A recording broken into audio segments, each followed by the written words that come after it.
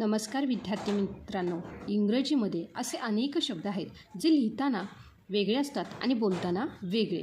आज आपण अशा 10 शब्दांचा सराव करणार आहोत ज्याचा उच्चार आपण दररोज चुकीचा करतो, कारण त्यातील काही अक्षरे गुपचूप बसलेली असतात, म्हणजेच सायलेंट असतात. चला तर मग तुमचे इंग्रजी उच्चार परफेक्ट करूया.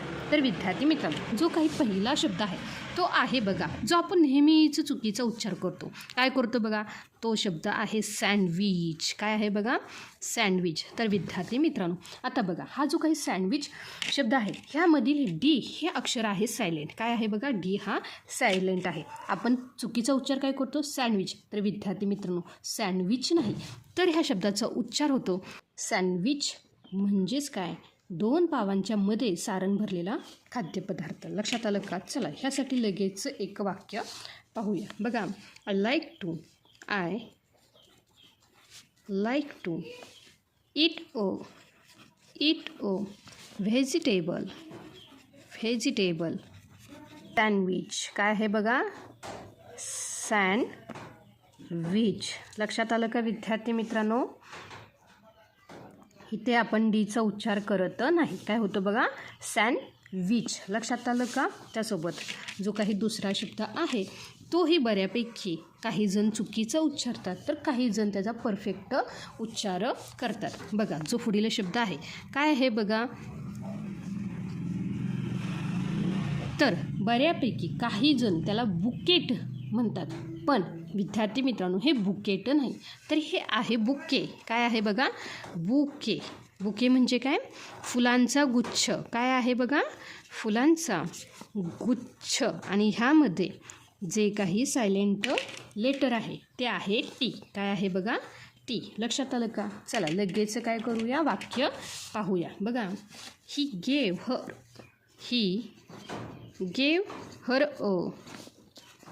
हर अ बुके ऑफ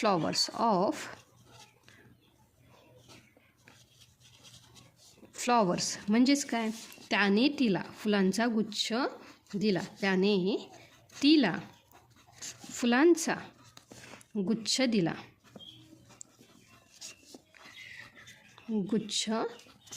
दिला. त्यासोबतच आता जे काही तिसरा शब्द आहे तो आहे बघा, मसल. काय आहे, जो काही तिसरा शब्द आहे तो आहे मसल. आणि मसल म्हणजेच काय, स्नायू. मसल म्हणजेच विद्यार्थी मित्रांनो स्नायू, मस्कल नाही. लक्षात आलं का? बुके. काय म्हणायचं ह्याला बघा, के. लक्षात आलं का? ह्याला काय म्हणायचं, मसल. काय आहे, मसल. लक्षात आलं का? मस्कल नाही. आणि ह्यामध्ये जे काही सायलेंट लेटर आहे तो आहे हा सी. काय आहे बघा, सी. लक्षात आलं का? चला लगेच वाक्य पाहूया. बघा, रेग्युलर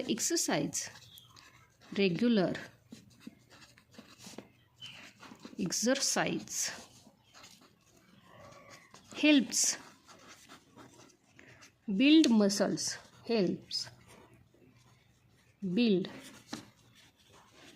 मसल्स. म्हणजेच काय, नियमित व्यायामाने स्नायू मजबूत होतात.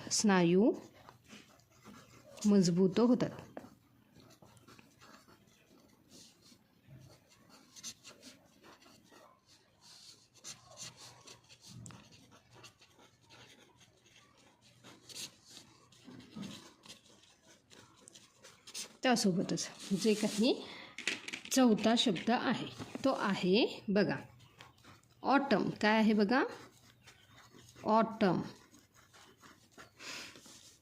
ऑटमॅन नाही. लक्षात आलं का? ऑटमन नाही, तर ह्याला काय म्हणायचं बघा, ऑटम. काय म्हणायचं, ऑटम. आणि ह्यामध्ये जो काही सायलेंट लेटर आहे तो काय आहे बघा, तर तो आहे यन. काय आहे बघा, यन. चला लगेच जाऊ. आणि ह्याचा अर्थ काय होतो बघा, शरद ऋतू. शरद ऋतू म्हणजेच काय, ज्यामध्ये काय होते रे, पानगळं होते. लक्षात आलं का, शरद ऋतू ह्यामध्ये काय होते रे, पानगळं होते, पानगळीचा मोसम. लक्षात आलं का. त्यासोबतच लगेच वाक्य पाहूया बघा. लीव्ज फॉल इन ऑटम म्हणजेच काय, शरद ऋतूत पाने गळतात. लक्षात आलं का. त्यासोबतच जो काही पुढील शब्द आहे तो आहे ब्रीच. काय आहे बघा,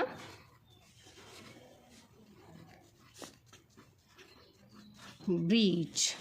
बऱ्याच जण इथं डचा उच्चार करतात, तर ह्यामध्ये डचा उच्चार करायचा नाही, कारण तो आहे सायलेंट लेटर. लक्षात आलं का. त्याचा उच्चार काय होतो बघा, ब्रीज. आणि ब्रिज म्हणजेच काय, पूल. आणि सायलेंट लेटर काय आहे बघा ह्यामध्ये, डी. काय आहे, डी. ब्रीडज असं म्हणायचं नाही, ब्रीडज असं म्हणायचं नाही. काय आहे बघा, ब्रिज. लक्षात आलं का. आता जो काही वाक्य आहे ते पाहूया बघा. दिस ब्रिज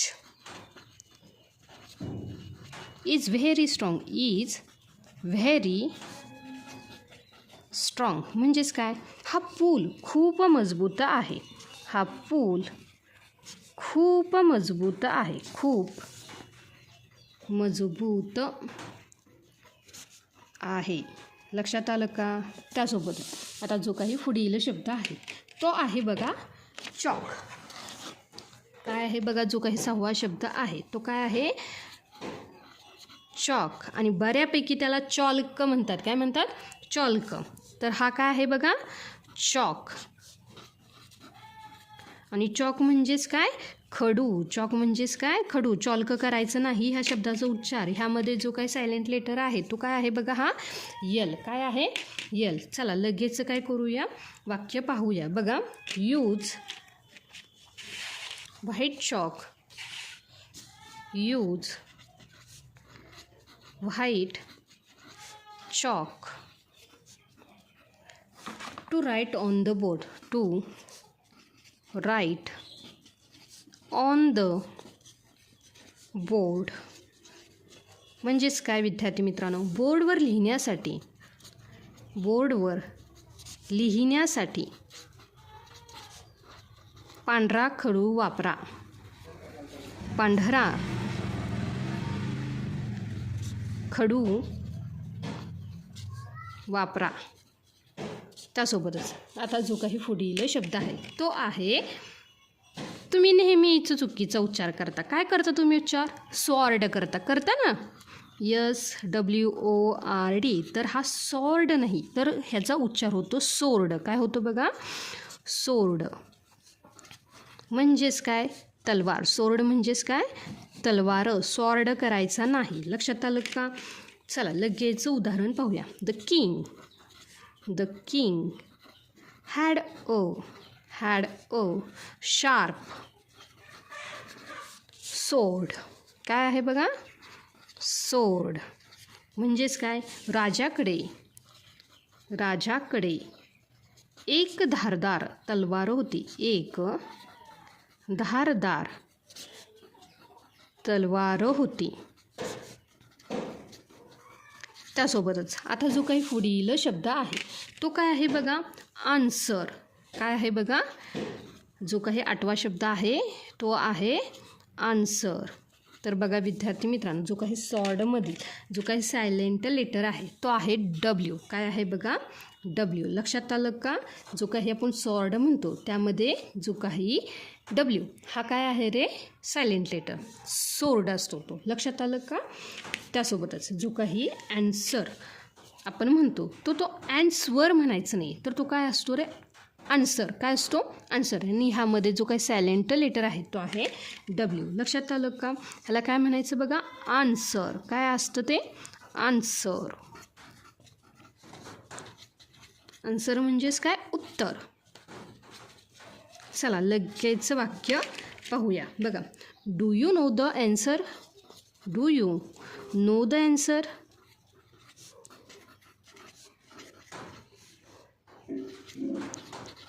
म्हणजेच काय, तुला उत्तर माहिती आहे का? तुला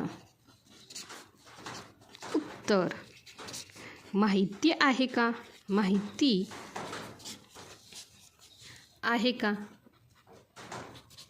त्यासोबतच आता जो काही पुढील शब्द आहे तो काय आहे बघा, डिझाईन. काय आहे बघा, डिझाईन. आणि आपण काय म्हणतो बघा माहिती आहे का, काय काय जण डेसिग काय म्हणतात, डेसिग. लक्षात आलं का, हे ते उच्चार करतात. तर विद्यार्थी मित्रांनो, आता हा जो काही डिझाईन शब्द आहे ह्यामध्ये सायलेंट लेटर आहे जी. लक्षात आलं का? आणि त्याचं जे काही प्रोनाऊन्सिएशन काय होतं बघा, डिझाईन. काय होतं, डिझाईन. डिझाईन म्हणजेच काय, नक्षी किंवा आराखडा. काय आहे बघा, नक्षी किंवा आराखडा आपण म्हणू शकतो. लक्षात आलं का? आता बघा विद्यार्थी मित्रांनो, लगेच वाक्य पाहूया आणि हा शब्द समजावून घेऊया. बघा, दिस ड्रेस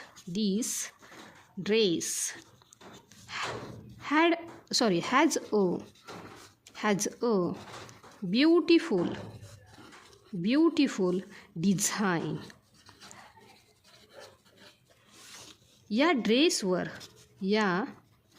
ड्रेसवर सुंदर नक्षी आहे. सुंदर नक्षी आहे. लक्षात आलं का विद्यार्थी मित्रांनो? त्यासोबतच अगदी शेवटचा शब्द की जो नेहमीच जे काही पहिल्यांदा बघतात त्यांना वाटतं की हा शब्द खूप अवघड आहे, पण तो अगदी सोपा आहे. तर तो आहे बघा सायकॉलॉजी. काय आहे बघा, सायकॉलॉजी.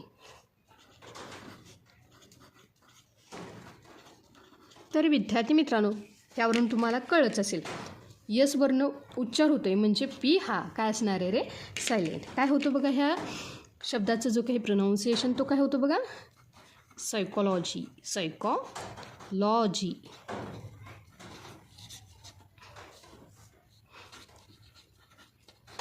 सायकोलॉजी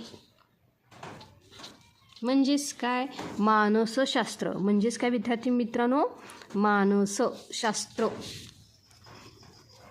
चला लगेच वाक्य पाहूया. She is a student of psychology.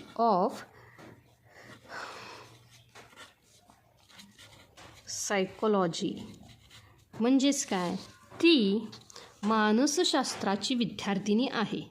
ती मानसशास्त्राची विद्यार्थिनी